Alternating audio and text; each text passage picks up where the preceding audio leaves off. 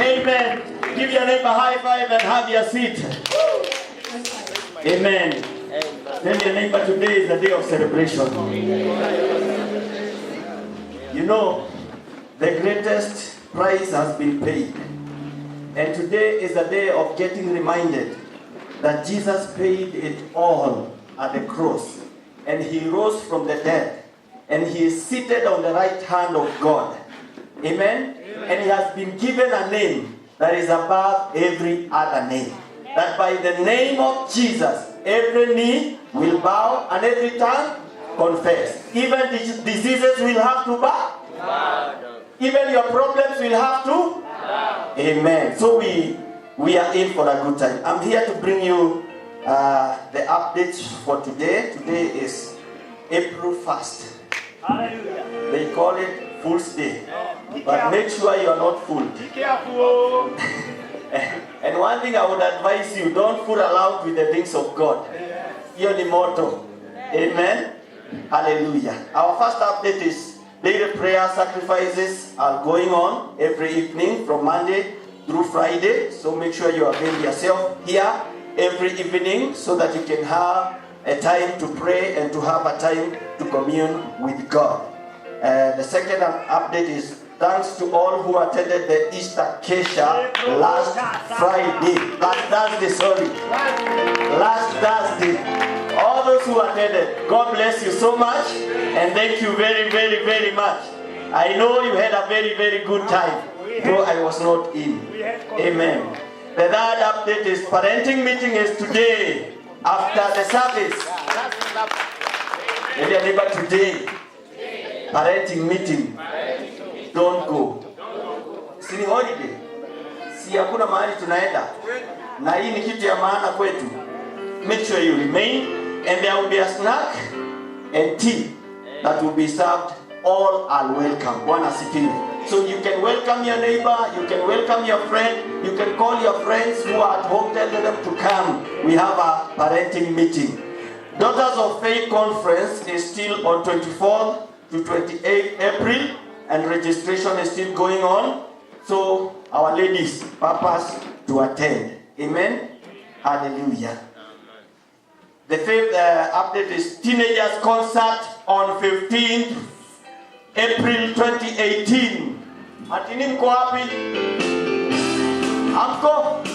Teenagers inua mkono pale nyuma. Na wanapenda kukaa nyuma. Bwana asifiwe. There will be a concert for the teenagers on 15th mwezi huu wa April 2018 after the service. Invite your friends. Wale ambao mna marafiki waambie kutakuwa na concert hapa kanisani. Na kuna watu watatembea. I have a prior information. There will be people who are going to visit. So even you who are not teenagers, please, ijeni tuwatie moyo vijana wetu ili wajue chochote chenye wanafanya ya kwamba tunawaunga mkono. Wasije wakapotea hapa kanisani, waende wakatafute hizo raha kule nje. Si ndivyo wazazi? Amen. Men to meet outside after the service. It will be a brief meeting. Tafadhali wanaume, baada ya ibada usiende, ubaki tu dakika chache. Immediately after the service tutakuwa pale nje tukiwakusanya mahali ambapo tutasimama tuongee mawili matatu and then we break off. Bwana asifiwe. I want you to stand up with your feet. Simama na miguu yako, simama na miguu yako. Jinyoshe, jinyoshe, jinyoshe, jinyoshe. You are in for a good time. Bwana asifiwe. And I want you to lift up your hands as we welcome Reverend James Kikwa. Bwana asifiwe. Hallelujah. Piga makofi yanatosha. Piga makofi vizuri jameni. Amen. Hallelujah. Thank you. Thank you. Turn to your neighbor, tell them, I bless you. Tell them, good to see you. Tell them, welcome to the resurrection service. Welcome to the resurrection service. Tell them, God is in our midst. God is in our midst. Tell them, prepare your heart. Prepare your heart. Tell them, prepare your mind. Prepare your mind. For Jesus. For Jesus to have his way in you. To have his way in you. And through you. And through you. In Jesus' name. In Jesus' name. Amen and amen. Amen. Now I don't care whether they call it the Fool's Day. Mimi sijali kama wanaita siku ya wapumbavu. But I have one news that is not a fool's report. Lakini nina habari moja ambayo sio habari ya upumbavu. Jesus has risen from the dead early this morning. Yesu amefufuka kaburini leo asubuhi. And that is not a fool's information. Na hiyo sio habari ya upumbavu. That is the truth and the whole and nothing but the truth. Huo ndio ukweli na ukweli na ndio ukweli kabisa. Hallelujah. Hallelujah. He has risen today, early in the morning, 2,000 years ago. Yeye amefufuka leo asubuhi miaka 2000 iliyopita. Now, you may be seated. Mnaweza keti. Praise him. Look for a place to sit. Hata nyinyi tafuteni mahali. Or you can stand if you want. Now, Sasa, the whole of this week, juma hili lote I decided that we are going to go what we call a chronological order of events in the biblical history. yani nilikusudia kwamba kutafuata utaratibu ya matukio ambayo yalitendeka katika historia ya kanisa. And last Sunday it was the Palm Sunday, Na Jumapili iliyopita ilikuwa Jumapili ya matende. when Jesus triumphantly entered Jerusalem. Na wakati Yesu aliingia kwa ushindi Yerusalemu. Now, 2 days after that, Siku mbili baada ya hiyo, and that was, now I can give you the scripture. sasa naweza wapatia maandiko. I like doing whatever I do biblically, Mimi napenda kufanya mambo ninayofanya kibibilia so that you may not be lost. ili ya kwamba usije ukapotea. This is what is recorded Hii ndio imenakiliwa. in Mark 14 verse 1. Please give me Mark 14 verse 1, Ephraim. Mark 14 verse number 1 says, everybody read with me, 1, 2, 3. Now the Passover and the feast of the unleavened bread were only 2 days away, and the chief priests and the teachers of the law were looking for some stray way to arrest Jesus and kill him. How many days to the Passover?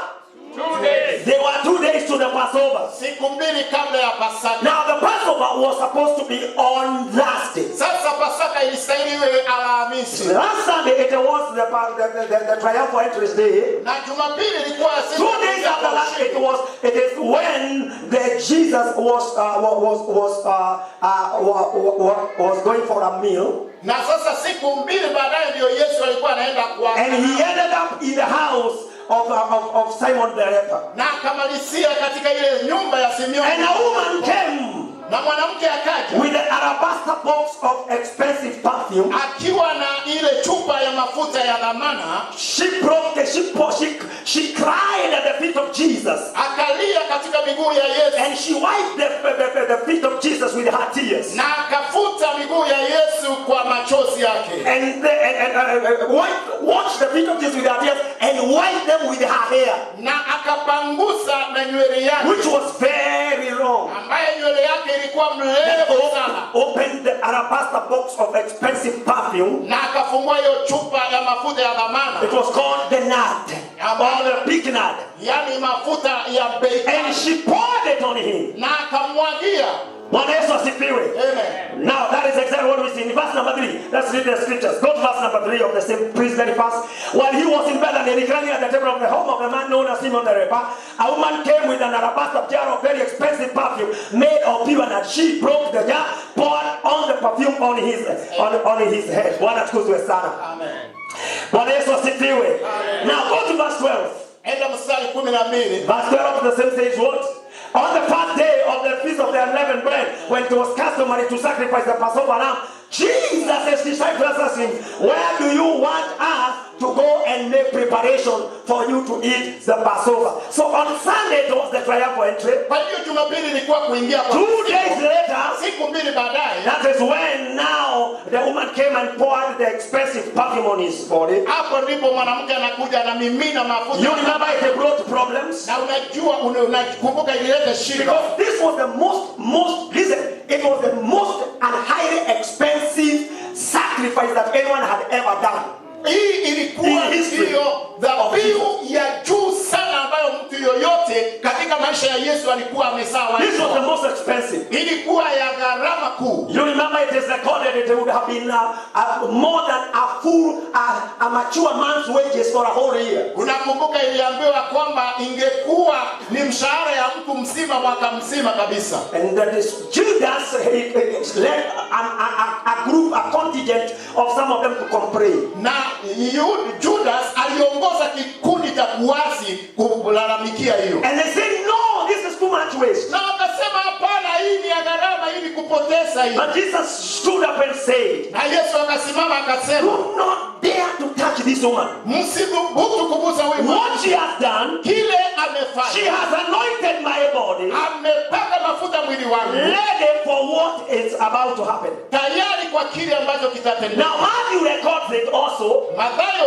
ananakili in Matthew 26 verse 6. Mathayo 26 mstari wa 6. Please come with me very fast. That's what he said. While Jesus was in Bethany in the home of a man known as Simon the leper, verse number 7, a woman came to him with an alabaster box of very expensive perfume, which she poured on his head as she was reclining at the table. Go to verse number 8. Enda mstari wa 8. Very fast. When the disciples saw this, they were indignant. Why waste they asked? Verse number 10. But this perfume could have been sold at a high price and money given. Are you reading? Unasoma? And money given to who? And money given to the poor. Go to verse number 10. Aware of this, Jesus said to them, why are you bothering this woman? She has done a beautiful thing to me. Go to verse number 11. The poor you will always have with you, but you will not always have me. Go to verse number 12. When she poured this perfume on my body, she did it to prepare me for burial. In fact, this was done 2 days before. Hii ilifanywa siku mbili kabla. And then on Thursday, Na Alhamisi in the evening, jioni, that is when Jesus goes and have the last supper. hapo ndipo Yesu alienda akawa na karamu ya And after mwisho. the last supper, Baada ya karamu ya he mwisho, went to Gethsemane. akaenda And he Gethsemane was there praying. na alikuwa pale akiomba. And Judas, who had run away on Tuesday Na evening, yule Judas ambaye alikuwa he ametoroka comes with the Roman soldiers. anatokea pale na askari wa Kirumi And they arrested him. na wakamkamata. He was taken to the court of Pilate. Akapelekwa pale kwa koti ya Pilato. And the case was done